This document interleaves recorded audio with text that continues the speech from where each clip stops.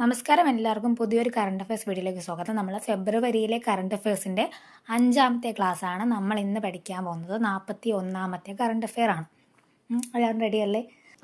അപ്പോൾ നമുക്ക് 41ാമത്തെ ചോദ്യം നോക്കാം. ആ 41ാമത്തെ ചോദ്യമാണ്: കേരളത്തിലെ ഏറ്റവും പ്രായം കുറഞ്ഞ അവയവദാതാവ്. കേരളത്തിലെ ഏറ്റവും പ്രായം കുറഞ്ഞ അവയവദാതാവ് ആരാണത്?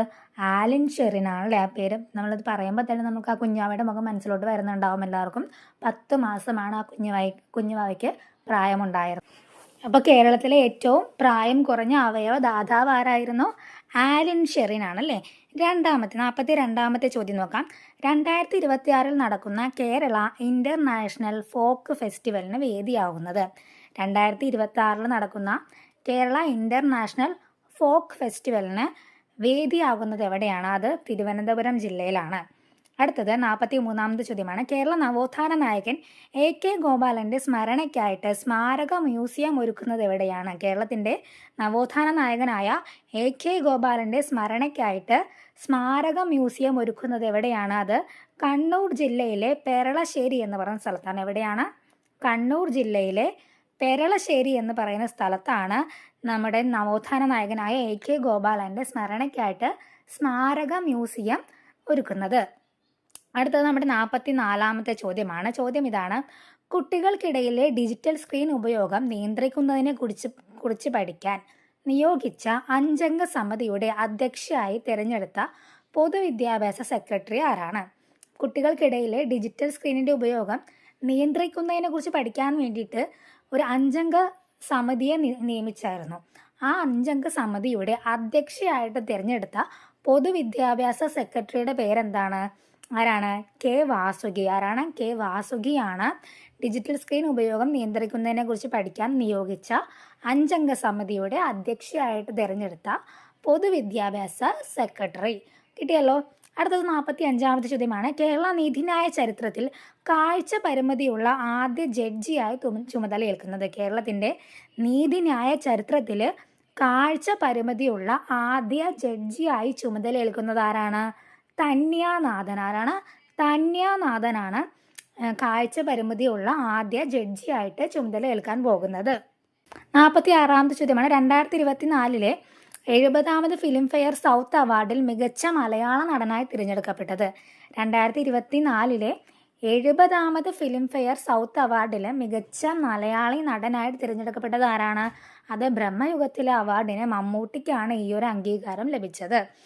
അടുത്ത 47ാമത്തെ ചോദ്യം: ശബരിമലയിലെ സമഗ്ര വികസനം ലക്ഷ്യമിട്ട് തിരുവിതാംകൂർ ദേവസ്വം ബോർഡ് നടപ്പാക്കുന്ന പദ്ധതി. ശബരിമലയുടെ സമഗ്ര വികസനം ലക്ഷ്യമിട്ട് തിരുവിതാംകൂർ ദേവസ്വം ബോർഡ് നടപ്പിലാക്കുന്ന പദ്ധതിയുടെ പേരെന്താണ്?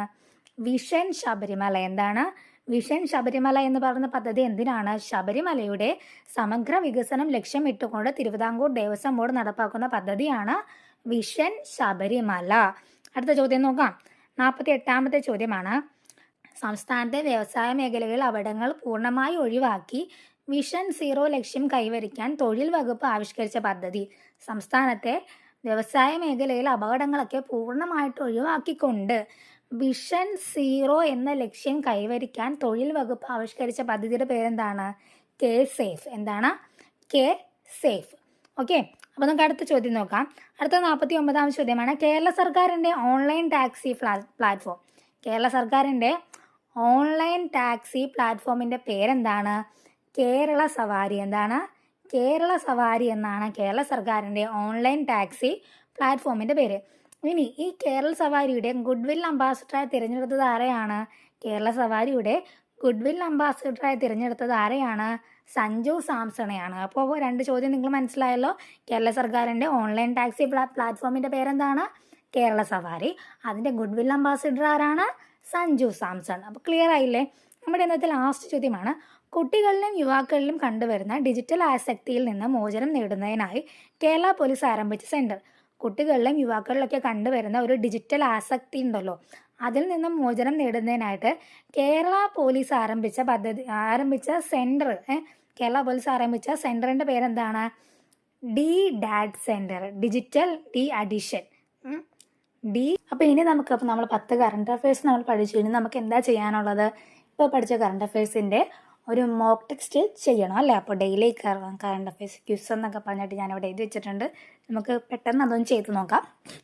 ആദ്യത്തെ ചോദ്യം ശബരിമലയിലെ സമഗ്ര വികസനം ലക്ഷ്യമിട്ട് തിരുവിതാംകൂർ ദേവസ്വം നടപ്പാക്കുന്ന പദ്ധതി ഏതാണ്? ശബരിമലയിലെ സമഗ്ര വികസനം ലക്ഷ്യമിട്ട് തിരുവിതാംകൂർ ദേവസ്വം ബോർഡ് നടപ്പിലാക്കുന്ന പദ്ധതിയുടെ പേരെന്താണ്? എന്താണ്? ഓപ്ഷൻ സി ആണ് വിഷൻ ശബരിമല. രണ്ടാമത്തെ ചോദ്യം കേരള നീതിന്യായ ചരിത്രത്തിൽ കാഴ്ച പരിമിതിയുള്ള ആദ്യ ജഡ്ജിയായി ചുമതലയേൽക്കുന്നത് ആരാണ്? കേരള നീതിന്യായ ചരിത്രത്തിൽ കാഴ്ച പരിമിതിയുള്ള ആദ്യ ജഡ്ജിയായി ചുമതലയേൽക്കുന്നത് ആരാണ്? ഉത്തരം ഓപ്ഷൻ സി ആണ് തന്യാനാഥൻ സി അല്ലേ. മൂന്നാമത്തെ ചോദ്യം കേരള സർക്കാരിൻ്റെ ഓൺലൈൻ ടാക്സി പ്ലാറ്റ്ഫോമായ കേരള സവാരിയുടെ ഗുഡ്വിൽ അംബാസഡറായി തിരഞ്ഞെടുക്കപ്പെട്ടത് ആരാണ്? കേരള സർക്കാരിൻ്റെ ഓൺലൈൻ ടാക്സി പ്ലാറ്റ്ഫോമായ കേരള സവാരിയുടെ ഗുഡ്വിൽ അംബാസഡറായി തിരഞ്ഞെടുക്കപ്പെട്ടത് ആരാണ്? ഉത്തരം ഓപ്ഷൻ ബി ആണ് സഞ്ജു സാംസൺ. അടുത്ത ചോദ്യം 2024 ചിത്രങ്ങൾക്കായി 2026 നടന്ന 70ാമത് ഫിലിംഫെയർ സൗത്ത് അവാർഡിൽ മികച്ച മലയാള നടനായി തിരഞ്ഞെടുക്കപ്പെട്ടത് ആരാണ്? 2024 ചിത്രങ്ങൾക്കായി 2026 നടന്ന 70ാമത് ഫിലിംഫെയർ സൗത്ത് അവാർഡിൽ മികച്ച മലയാള നടനായി തിരഞ്ഞെടുക്കപ്പെട്ടത് ആരാണ്? ഉത്തരം ഓപ്ഷൻ സി ആണ് മമ്മൂട്ടിയാണ്. ഏത് സിനിമയ്ക്കാണ്? ഭ്രമയുഗം എന്ന് പറയുന്ന സിനിമയ്ക്ക് വേണ്ടിയിട്ടാണ് അദ്ദേഹത്തിന് മികച്ച മലയാള നടൻ പുരസ്കാരം ലഭിച്ചത്.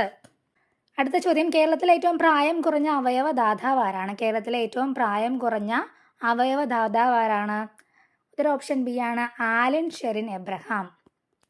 അടുത്ത ചോദ്യം കുട്ടികൾക്കിടയിലെ ഡിജിറ്റൽ സ്ക്രീൻ ഉപയോഗവും ഡിജിറ്റൽ അഡിക്ഷനും നിയന്ത്രിക്കുന്നതിനെക്കുറിച്ച് പഠിക്കാൻ കേരള സർക്കാർ നിയോഗിച്ച വിദഗ്ധ സമിതിയുടെ അധ്യക്ഷ ആരാണ്? കുട്ടികൾക്കിടയിലെ ഡിജിറ്റൽ ഉപയോഗവും ഡിജിറ്റൽ അഡിക്ഷനും നിയന്ത്രിക്കുന്നതിനെക്കുറിച്ച് പഠിക്കാൻ കേരള സർക്കാർ നിയോഗിച്ച വിദഗ്ധ സമിതിയുടെ അധ്യക്ഷ ആരാണ്? ഉത്തരം ഓപ്ഷൻ ബി ആണ് കെ വാസുകി. അടുത്ത ചോദ്യം സംസ്ഥാനത്തെ വ്യവസായ മേഖലയിൽ അപകടങ്ങൾ പൂർണ്ണമായി ഒഴിവാക്കാൻ തൊഴിൽ വകുപ്പ് ആവിഷ്കരിച്ച പദ്ധതി. സംസ്ഥാനത്തെ വ്യവസായ മേഖലയിൽ അപകടങ്ങൾ പൂർണ്ണമായി ഒഴിവാക്കാൻ തൊഴിൽ വകുപ്പ് ആവിഷ്കരിച്ച പദ്ധതിയുടെ പേരെന്താണ്? ഉത്തരം ഓപ്ഷൻ ബി ആണ് കെ സേഫ്. അടുത്തത് കേരള പോലീസ് ആരംഭിച്ച DDAD പദ്ധതിയുടെ പ്രധാന ലക്ഷ്യം എന്ത്? കേരള പോലീസ് ആരംഭിച്ച DDAD പദ്ധതിയുടെ പ്രധാന ലക്ഷ്യം എന്താണ്? കുട്ടികളിലെ ഡിജിറ്റൽ ലഹരി അല്ലെങ്കിൽ മൊബൈൽ ഇന്റർനെറ്റ് ആസക്തി ഇല്ലാതാക്കുക എന്നതാണ് DDAD എന്ന പദ്ധതിയുടെ ലക്ഷ്യം. അടുത്തത് 2026 കേരള ഇന്റർനാഷണൽ ഫോക്ക് ഫെസ്റ്റിവലിന്റെ വേദി താഴെ പറയുന്നവയിൽ ഏതാണ്? 2026 കേരള ഇന്റർനാഷണൽ ഫോക്ക് ഫെസ്റ്റിവലിന്റെ വേദി താഴെ പറയുന്നവയിൽ ഏതാണ്? എവിടെ വെച്ചാണ് നടക്കുന്നത്? തിരുവനന്തപുരത്ത് വെച്ചിട്ടാണല്ലേ. അടുത്തത് നമ്മുടെ ലാസ്റ്റ് ചോദ്യമാണ് AK ഗോപാലന്റെ സ്മരണയ്ക്കായി നിർമ്മിച്ച മ്യൂസിയം സ്ഥിതി ചെയ്യുന്നത് എവിടെയാണ്? AK ഗോപാലന്റെ സ്മരണയ്ക്കായി നിർമ്മിച്ച മ്യൂസിയം സ്ഥിതി ചെയ്യുന്നത് എവിടെയാണ്? കണ്ണൂരിലെ പെരളശ്ശേരി എന്ന് പറയുന്ന സ്ഥലത്താണ് ഈ മ്യൂസിയം സ്ഥിതി ചെയ്യുന്നത്. അപ്പം നമ്മുടെ 10 കറണ്ട് അഫയേഴ്സ് ഇത്രയേ ഉള്ളൂ. പുതിയൊരു കറണ്ട് അഫയേഴ്സിൻ്റെ വീഡിയോ ആയിട്ട് നമുക്ക് വീണ്ടും നാളെ കാണാം. താങ്ക്